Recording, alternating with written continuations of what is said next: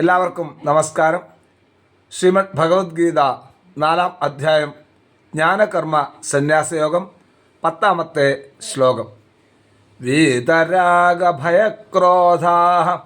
മന്മയാ മാം ഉപാശ്രിതാഃ ബഹവോ ജ്ഞാനതപസാ പൂതാ മദ്ഭാവമാഗതാഃ. വീതരാഗഭയക്രോധാഃ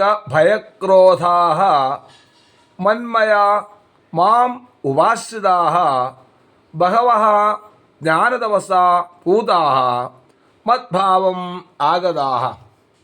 രാഗം അതായത് ആശ, അതുപോലെ ഭയം, ക്രോധം എന്നിവയെ പൂർണ്ണമായി ഉപേക്ഷിച്ചവരും സദാ മനസ്സിനെ എന്നിൽ തന്നെ വച്ചിരിക്കുന്നവരും എല്ലായ്പ്പോഴും എന്നെ തന്നെ ഉപാസിക്കുന്നവരുമായ അനേകം പേർ ജ്ഞാനം കൊണ്ടും തപസ് കൊണ്ടും അതുപോലെ അന്ധഃകരണശുദ്ധി നേടി പരമാത്മസ്വരൂപമായ എന്നിൽ നിസ്സംശയം എത്തിച്ചേരുന്നു.